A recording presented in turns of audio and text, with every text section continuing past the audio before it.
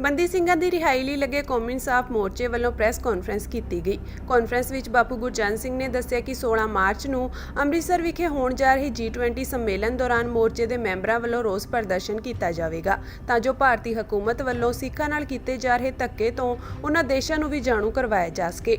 ਉਹਨਾਂ ਕਿਹਾ ਕਿ ਇਸ ਸੰਬੰਧੀ 13 ਮਾਰਚ ਨੂੰ ਭਾਵ ਅੱਜ ਵੱਖ-ਵੱਖ ਦੇਸ਼ਾਂ ਦੇ ਦੂਤਘਰਾਂ ਨੂੰ ਮੋਰਚੇ ਵੱਲੋਂ ਮੈਮੋਰੈਂਡਮ ਵੀ ਸੌਂਪਿਆ ਜਾਵੇਗਾ। ਬਾਪੂ ਗੁਰਚਰਨ ਸਿੰਘ ਨੇ ਕਿਹਾ ਕਿ ਮੋਰਚਾ ਵਪਾਰਕ ਸਮਝੌਤੇ ਦੇ ਖਿਲਾਫ ਨਹੀਂ ਹੈ, ਪਰ ਸਿੱਖਾਂ ਨਾਲ ਜੋ ਵਿਹਾਰ ਕੀਤਾ ਜਾ ਰਿਹਾ ਹੈ ਉਸ ਨੂੰ ਇਸ ਸਮਝੌਤੇ ਵਿੱਚ ਸ਼ਾਮਿਲ ਹੋਣ ਜਾ ਰਹੇ ਦੇਸ਼ਾਂ ਨੂੰ ਦੱਸਣਾ ਬਹੁਤ ਜ਼ਰੂਰੀ ਹੈ। ਜਿਹੜਾ ਇੰਡੀਆ ਇੱਕ ਡੈਮੋਕ੍ਰੈਟਿਕ ਦੇਸ਼ ਹੋਣ ਦਾ ਦਾਅਵਾ ਕਰਦਾ, ਪਰੰਤੂ ਉਹ ਹਿਊਮਨ ਰਾਈਟਸ ਦੀ ਵਾਇਲੈਂਸ ਹੋ ਰਹੀ ਹੈ। ਇੱਥੇ ਅਸੀਂ ਆਪਣੀ ਸ਼ਾਂਤਮਈ ਤਰੀਕੇ ਨਾਲ ਉਹਨਾਂ ਦੇਸ਼ਾਂ ਦੇ ਨੁਮਾਇੰਦਿਆਂ ਤੱਕ ਆਪਣੀ ਆਵਾਜ਼ ਪਹੁੰਚਾਉਣ ਲਈ ਕਿ ਇੱਥੇ ਕਿਸ ਤਰ੍ਹਾਂ ਹਿਊਮਨ ਰਾਈਟਸ ਦੀ ਵਾਇਲੈਂਸ ਹੋ ਰਹੀ ਹੈ। ਜਿਹੜੇ ਬੰਦੀ ਸਿੰਘ ਸਾਡੇ ਸਜ਼ਾਵਾਂ ਵੀ ਪੂਰੀਆਂ ਕਰ ਚੁੱਕੇ ਹੈ, ਪਰੰਤੂ ਸਰਕਾਰਾਂ ਉਹਨਾਂ ਦੀ ਰਿਹਾਈਆਂ ਨਹੀਂ ਕਰ ਰਹੀਆਂ ਤੇ ਸ੍ਰੀ ਗੁਰੂ ਗ੍ਰੰਥ ਸਾਹਿਬ ਦੀ ਬੇਅਬਦੀਆਂ ਦਾ ਇਨਸਾਫ ਨਹੀਂ ਦੇ ਰਹੀਆਂ। ਸੋ ਅਸੀਂ ਉਸ ਦਿਨ 16 ਨੂੰ ਜਿਸ ਦਿਨ ਅੰਮ੍ਰਿਤਸਰ ਹੋ ਰਿਹਾ ਹੋ ਸਿੰਬੋਲਿਕ ਪ੍ਰੋਟੈਸਟ ਕੌਮੀ ਇਨਸਾਫ ਮੋਰਚੇ ਦੀ ਟੀਮ ਵੱਲੋਂ ਕੀਤਾ ਜਾਵੇਗਾ।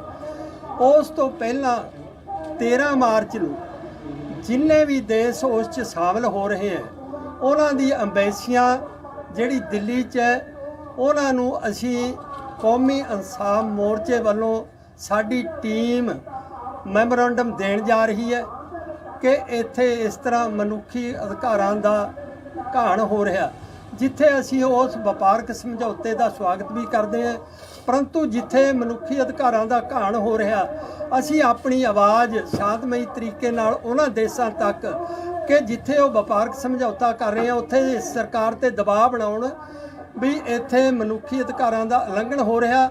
ਸੋ ਸਾਡੇ ਬੰਦੀ ਸਿੰਘ ਜਿਹੜੇ ਸਜ਼ਾਵਾਂ ਵੀ ਪੂਰੀਆਂ ਕਰ ਚੁੱਕੇ ਉਹਨਾਂ ਦੀ ਰਿਹਾਈਆਂ ਕਰਾਉਣ, ਉਹ ਦਬਾਅ ਦੇ ਕੇ ਸਰਕਾਰ ਤੇ, ਕਿਉਂਕਿ ਇੱਕ ਮਨੁੱਖੀ ਅਧਿਕਾਰਾਂ ਦਾ ਮਸਲਾ। ਸੋ ਇਹ ਮਸਲੇ ਅਸੀਂ UN ਤੱਕ ਵੀ ਪਹੁੰਚਾ ਸਕੇ ਹਾਂ। ਵੱਖ-ਵੱਖ ਦੇਸ਼ਾਂ ਦੀ ਅੰਬੈਸੀਆਂ ਅੱਗੇ ਰੋਸ ਪ੍ਰਦਰਸ਼ਨ ਵੀ ਹੋ ਰਹੇ ਹਨ। ਸੋ ਇਸ ਕਰਕੇ ਅਸੀਂ ਆਪਣੀ ਆਵਾਜ਼ ਪਹੁੰਚਾਉਣ ਵਾਸਤੇ ਅੱਜ ਦੀ ਪ੍ਰੈਸ ਕਾਨਫਰੰਸ ਕੀਤੀ ਹੈ।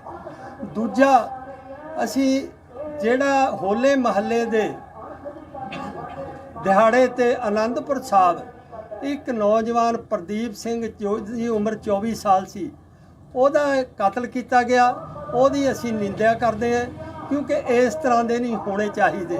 ਕਿਉਂ ਇੱਕ ਨੌਜਵਾਨ ਅੰਮ੍ਰਿਤਧਾਰੀ ਉਹ ਇੱਕ ਸਰਦਾ ਲੈ ਕੇ ਆਇਆ ਸੀ, ਪਰੰਤੂ ਗਲਤ ਤਰੀਕੇ ਨਾਲ ਉਹਨੂੰ ਕਤਲ ਕੀਤਾ ਗਿਆ ਉਹਦਾ।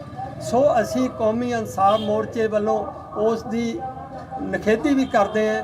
ਪਿਛਲੇ 10 ਸਾਲ ਤੋਂ ਅਸੀਂ ਬੰਦੀ ਸਿੰਘਾਂ ਦੀ ਰਿਹਾਈ ਦੀ ਜਿਹੜੀ ਇੱਕ ਮੁਹਿੰਮ ਵਿੱਢੀ ਹੋਈ ਆ, ਡਿਫਰੈਂਟ ਚੈਨਲਸ ਤੋਂ ਇਹ ਗੱਲ ਚੱਲ ਰਹੀ ਆ ਕਿ ਇਹ ਬਹੁਤ ਵੱਡੀ ਵਾਇਲੇਸ਼ਨ ਆ ਕਿ ਬੰਦੀ ਸਿੰਘਾਂ ਦੇ ਟ੍ਰਾਇਲ ਨਹੀਂ ਕੰਪਲੀਟ ਹੋ ਪਾਏ। ਕੋਈ ਐਸਾ ਮੁਲਕ ਹੈਗਾ ਜਿਨ੍ਹਾਂ ਮੁਲਕਾਂ ਦੇ ਵਿੱਚ 24 ਸਾਲ ਜਿਹੜੀ ਪ੍ਰੋਸੀਕਿਊਸ਼ਨ ਆਪਣੇ ਚਲਾਨ ਨਾ ਪੇਸ਼ ਕਰੇ, ਚਾਰਜ ਸ਼ੀਟ ਨਾ ਪੇਸ਼ ਕਰੇ, ਉਸ ਤੋਂ ਬਾਅਦ ਚਾਰਜ ਨਾ ਲੱਗਣ ਔਰ ਬੰਦੇ ਜਿਹੜੇ ਕੋਰਟ 'ਚ ਪ੍ਰੋਡਕਸ਼ਨ ਜਿਨ੍ਹਾਂ ਦੀ ਹੋਣੀ ਚਾਹੀਦੀ ਆ ਉਹ ਲਾਅ ਐਂਡ ਆਰਡਰ ਸਿਚੁਏਸ਼ਨ ਕਹਿ ਕੇ ਬੰਦਿਆਂ ਨੂੰ ਪੇਸ਼ ਨਾ ਕੀਤਾ ਜਾਵੇ। ਉਹ ਆਪਣੇ ਆਪ ਨੂੰ ਮਦਰ ਆਫ ਡੈਮੋਕ੍ਰੇਸੀ ਕਹਿੰਦੀ ਹੈ ਕੰਟਰੀ। ਅਸੀਂ ਇਹ ਜਿਹੜੇ ਕੰਟਰੀਜ਼ ਪਾਰਟਿਸਿਪੇਟ ਕਰਨ ਆਈਆਂ ਨੇ G20 ਸਮਿਟ 'ਚ, ਅਸੀਂ ਉਹਨਾਂ ਦੇ ਨਾਲ ਕੋਈ ਸਾਡਾ ਸ਼ਿਕਵਾ ਨਹੀਂ। ਅਸੀਂ ਇਹ ਦੱਸਣਾ ਚਾਹੁੰਦੇ ਹਾਂ ਕਿ ਜਦੋਂ ਉਹ ਸਮਿਟ 'ਤੇ ਬੈਠਣ ਉਹਨਾਂ ਦੇ ਨਾਲ ਇਹ ਜ਼ਰੂਰ ਪੁੱਛਣ ਸਾਡੀ ਕੰਟਰੀ ਦੇ ਨੁਮਾਇੰਦਿਆਂ ਨੂੰ, ਖਾਸ ਕਰਕੇ ਇੰਡੀਆ ਦਾ ਜੋ ਵੀ ਰਿਪਰੈਜ਼ੈਂਟੇਟਿਵ ਹੋਏਗਾ, ਕਿ ਦੱਸੋ ਜੀ ਆ ਤੁਹਾਡੇ ਮੁਲਕ ਦੇ ਵਿੱਚ ਹੀ ਲੋਕ ਕਿਉਂ ਪ੍ਰੋਟੈਸਟ ਕਰ ਰਹੇ ਨੇ, ਕਿਉਂ ਇਹ ਗੱਲਾਂ ਕਰ ਰਹੇ ਨੇ ਕਿ ਤੁਹਾਡੇ ਦੇ ਅਕੀਦਾ ਹੀ ਨਹੀਂ ਆ। ਅਸੀਂ ਅੱਜ ਨੰਬਰ ਆਫ ਕੰਟਰੀਜ਼ ਜਿਹੜੀਆਂ ਪਾਰਟਿਸਿਪੇਟ ਕਰ ਰਹੀਆਂ ਨੇ G20 ਸਮਿਟ ਦੇ, ਉਹਨਾਂ ਦੇ ਈਮੇਲਸ 'ਤੇ ਅਸੀਂ ਆਪਣੇ ਮੈਮੋਰੈਂਡਮ ਭੇਜੇ ਨੇ ਕਿ ਸਾਡੇ ਨਾਲ ਕਿੱਦਾਂ ਡਿਸਕ੍ਰਿਮੀਨੇਸ਼ਨ ਹੋ ਰਹੀ ਆ। ਪੈਰ ਤੇ ਜਿਹੜਾ ਸਾਨੂੰ ਇਹ ਅਹਿਸਾਸ ਕਰਾਇਆ ਜਾ ਰਿਹਾ ਕਿ ਅਸੀਂ ਇੱਥੇ ਮਾਈਨੋਰਿਟੀ 'ਚ ਆ ਤੇ ਇਸ ਕਰਕੇ ਸਾਡੇ ਕੋਈ ਹੱਕ ਹਕੂਕ ਨਹੀਂ ਮਿਲਦੇ।